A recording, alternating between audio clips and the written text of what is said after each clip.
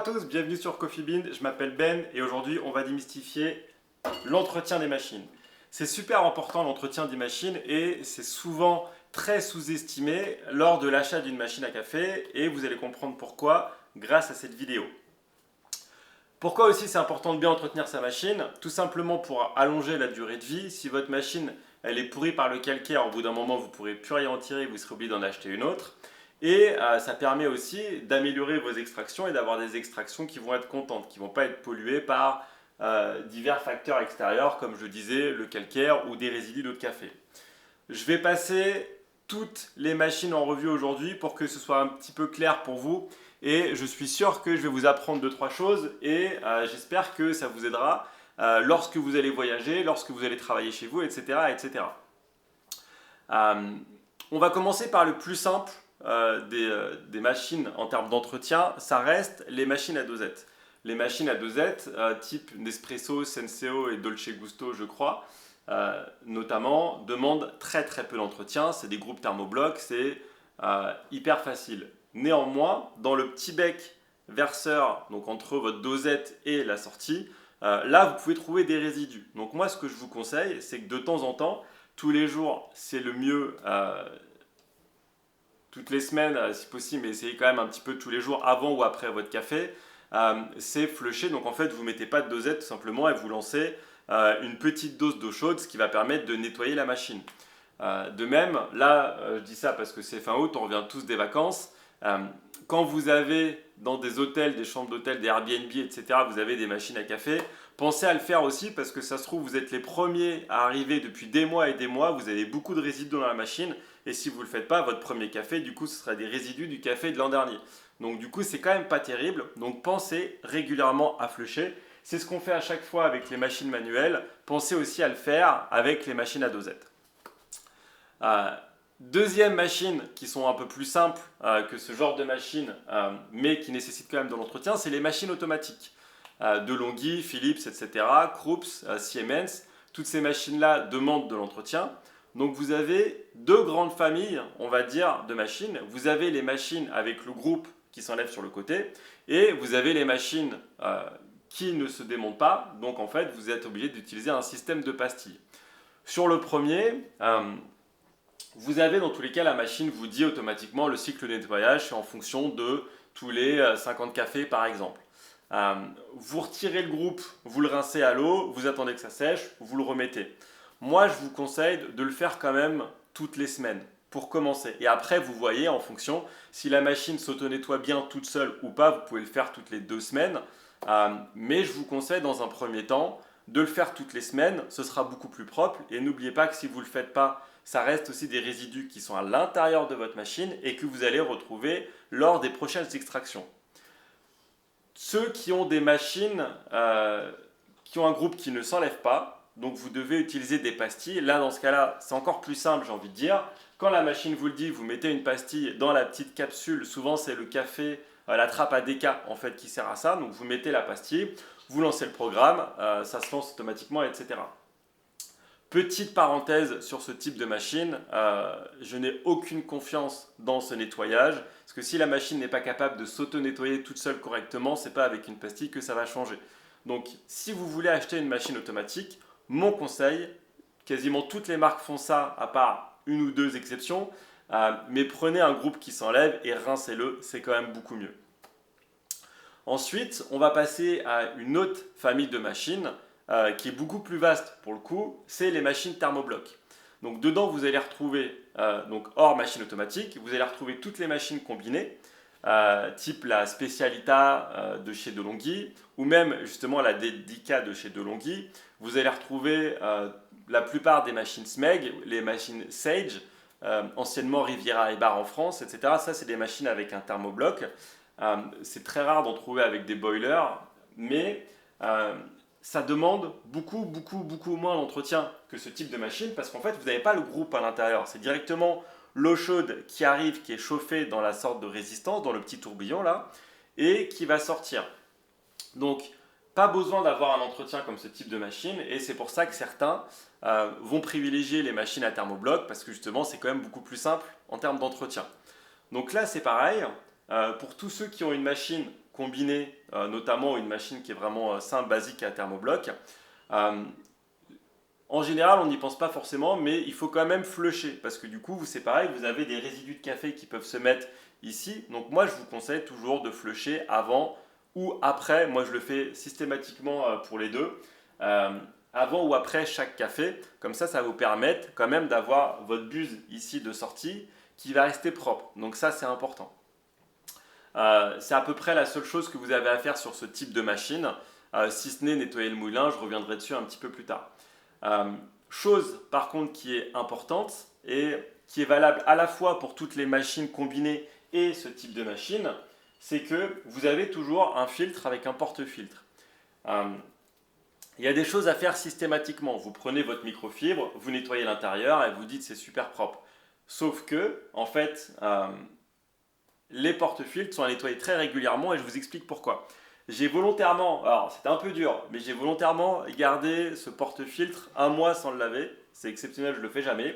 Parce qu'en fait, vous voyez, vous avez l'impression que c'est propre. Mais en fait, si vous enlevez le filtre, vous voyez que le filtre à l'intérieur, il est sale. Et ici, vous voyez aussi, c'est un petit peu dégueulasse. On va être honnête, c'est un petit peu dégueulasse. Alors que normalement, c'est censé ressembler à ça. Ça, c'est clean. Donc, sur n'importe quelle machine où vous avez un porte-filtre avec des filtres, il va falloir le nettoyer. Donc pour ça, vous avez plusieurs types de produits. Le plus célèbre, la marque que l'on trouve principalement, c'est Pulicaf. Cette marque-là, vous la trouvez absolument partout. C'est pas très cher, ça permet de nettoyer beaucoup de choses. Ça permet de nettoyer typiquement le groupe sur ce type de machine. Ça vous permet de nettoyer les filtres, les porte-filtres, les accessoires, etc. Donc c'est quelque chose que dans tous les cas, vous devez avoir à la maison à partir du moment où vous avez une machine à utiliser, ce type de machine à utiliser. Ce type de machine, justement, vous avez des choses à nettoyer tous les jours. Donc comme je vous le disais, principalement, il faut flusher avant et ou après chaque café. Donc flusher, je le rappelle, en fait c'est juste lancer une extraction sans rien pour faire couler de l'eau chaude, ce qui va permettre de nettoyer ici à l'intérieur la douchette de sortie. Et moi, ce que je fais aussi, c'est que je le flush avec cette machine-là, comme ça, je le rince en même temps. Après, je nettoie, je trouve ça plus propre. Ensuite, la buse vapeur. La buse vapeur, c'est quelque chose que vous devez utiliser forcément, nettoyer à chaque fois que vous l'utilisez. Donc après, moi, ce que je fais, c'est que dans tous les cas, quand vous lancez la vapeur, vous avez de la vapeur sur votre microfibre, vous le nettoyez. Moi, ce que j'aime bien faire, c'est faire couler un petit peu d'eau chaude sur ma microfibre et le nettoyer. Comme ça, je trouve que c'est plus propre. Ça, du coup, c'est des choses à faire quotidiennement.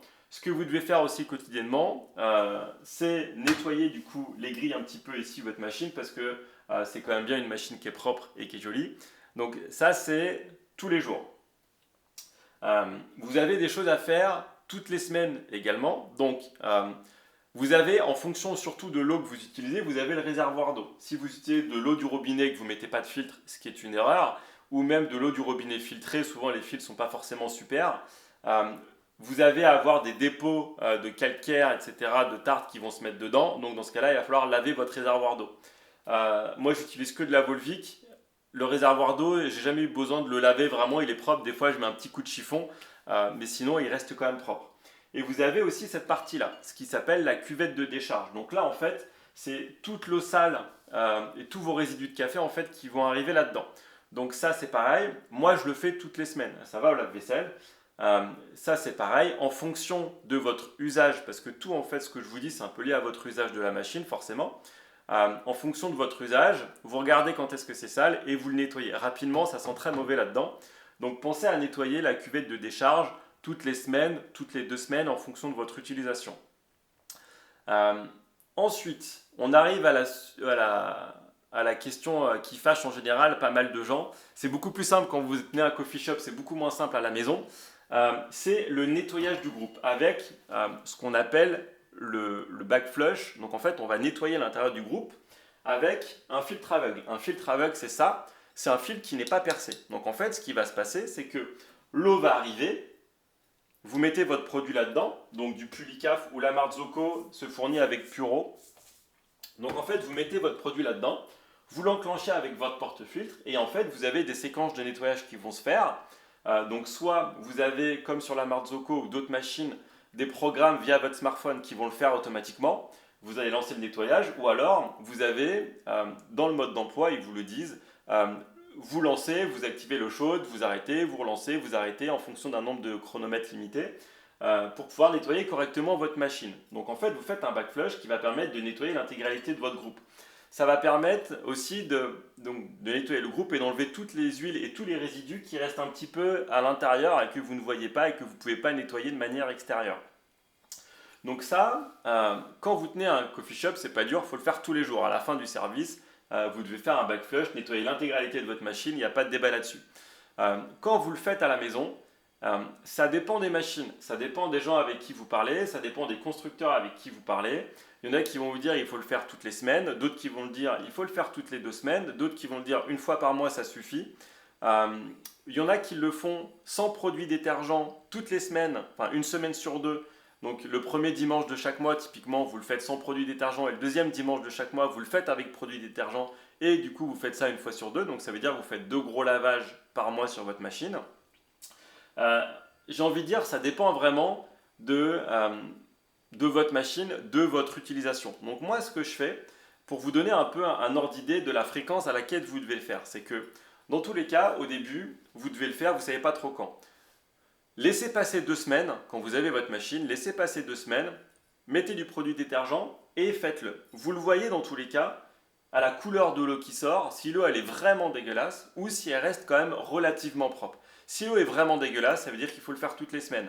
Si vous le faites toutes les semaines et l'eau est encore vraiment dégueulasse, ça veut dire qu'il faut le faire tous les 2-3 jours. Si l'eau elle est propre, ou à peu près propre, dans ce cas-là, vous pouvez laisser couler jusqu'à 1 mois.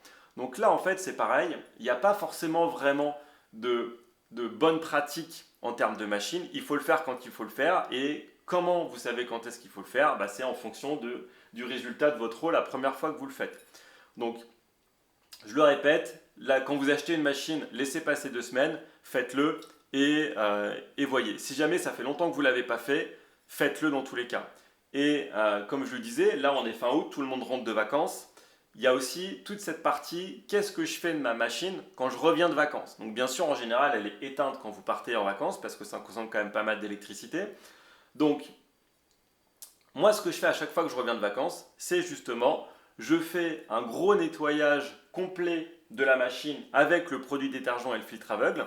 Et ce que je fais aussi, c'est que je m'assure que toute l'eau que j'ai dans ma chaudière à l'intérieur soit vide. Parce que je ne veux pas qu'il y ait des résidus d'eau qui a été chauffé, refroidi et qui stagne dans ma chaudière. Je ne veux pas que ça se retrouve dans mon café.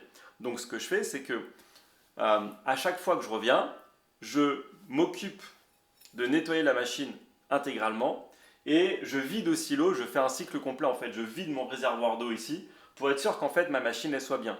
Et ce que je fais, c'est que là mon réservoir d'eau il fait 2,5 litres. Je vide du coup, on va dire un tiers ici, un tiers ici et un tiers ici. Comme ça je suis sûr que tout ça c'est clean, c'est propre et que je peux me resservir de ma machine. L'eau va être propre, l'eau va être claire. Et ce qu'il faut savoir aussi, c'est que quand vous utilisez du produit détergent, il faut être sûr aussi que ce produit détergent ne revienne pas dans votre café une fois que vous avez fini.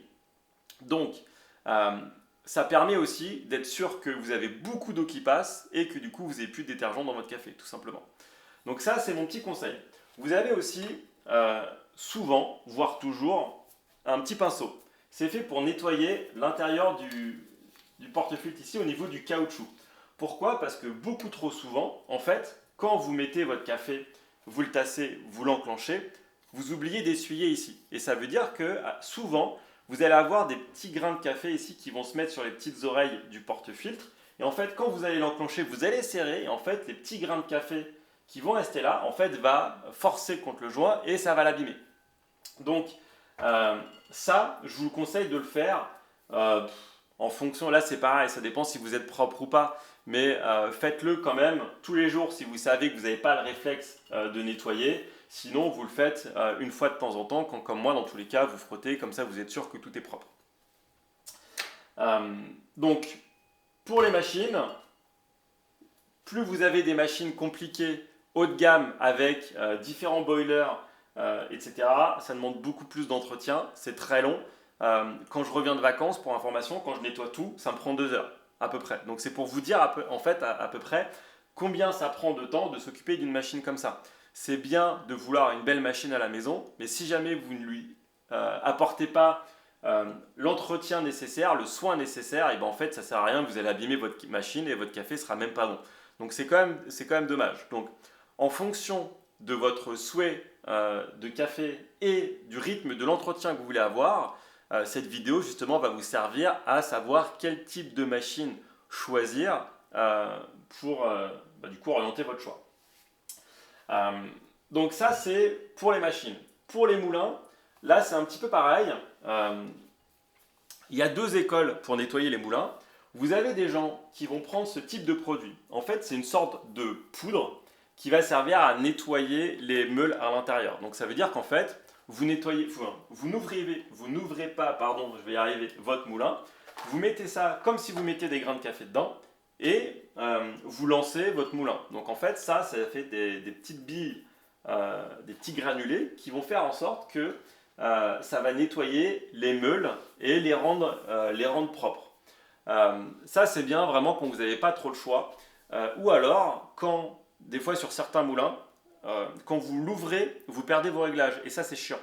Donc, pour ce type de moulin, cette poudre-là, c'est quand même très bien. L'inconvénient, c'est qu'en fait, c'est pareil.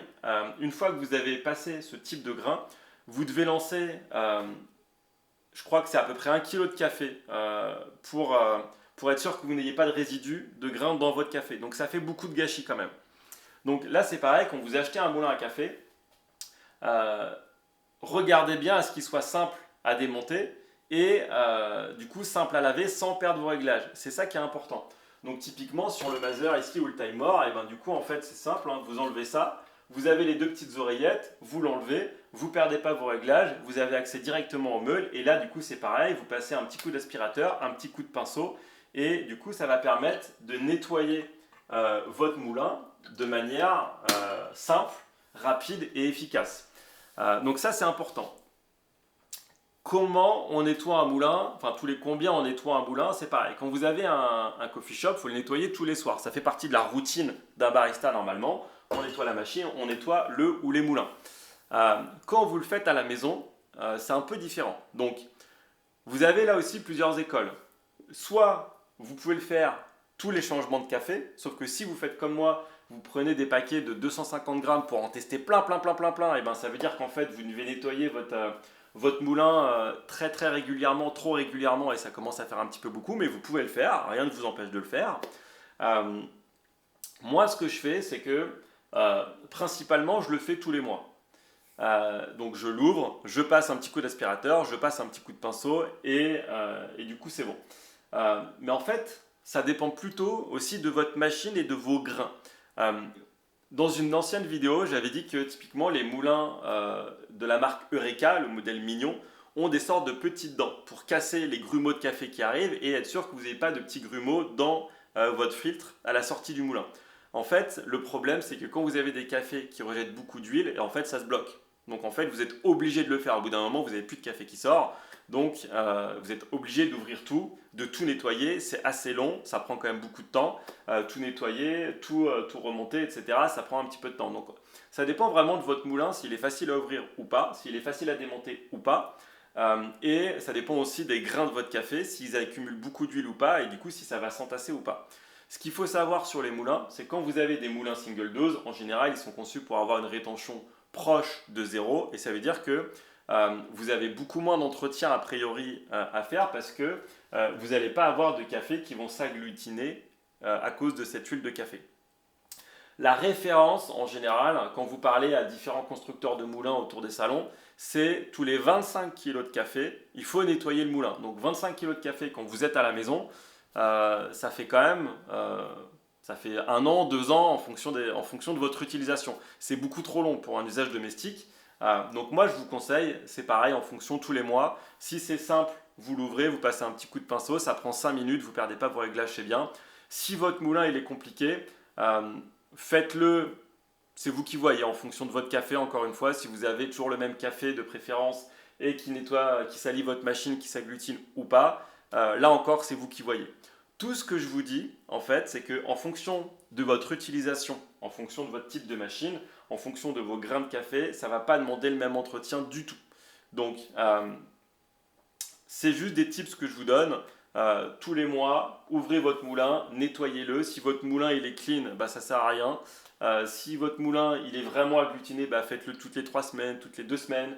Ce type de machine-là, c'est pareil, ce que je vous avais dit pour le back flush. Faites-le toutes les 2 semaines au début et ensuite vous voyez en fonction si c'est vraiment sale ou pas, etc. Et après, tout le reste, du coup, vous pouvez le mettre au lave-vaisselle, la Knockbox si vous voulez, vous pouvez le mettre au lave-vaisselle. Je sais qu'il y a des gens qui mettent ça au lave-vaisselle. Honnêtement, je ne suis pas trop fan. Je pense que ça craint pas grand chose, mais je suis pas trop fan. Mais après, quand vous êtes comme moi, vous avez les manches en bois, là, ça va pas au lave-vaisselle, donc vous risquez de le péter. Prenez bien une bonne microfibre adaptée pour être sûr de bien le nettoyer. Et n'oubliez pas, hein, du coup, le Pulicaf, c'est vraiment quelque chose que moi je recommande en termes de marque, qui se trouve assez facilement, qui coûte pas très cher. À chaque fois, vous n'en utilisez pas beaucoup. En plus, c'est 1-2 cuillères à café pour nettoyer l'intégralité de la machine et des fils porte-filtres. Donc du coup, n'hésitez pas à quand même le faire. C'est pas le coût que ça va vous coûter, mais par contre, ça va permettre vraiment d'entretenir votre machine et de donner le maximum sur chaque café. Donc voilà, j'espère que cette vidéo vous a surtout été utile, plus peut-être pas, mais en tout cas été très utile sur soit comment nettoyer votre machine, nettoyer votre moulin, ou quel type de machine et quel type de moulin adapter en fonction de la fréquence de nettoyage que vous voulez faire. Si ça vous a plu, n'hésitez pas à vous abonner et à bientôt pour des prochaines vidéos. Salut!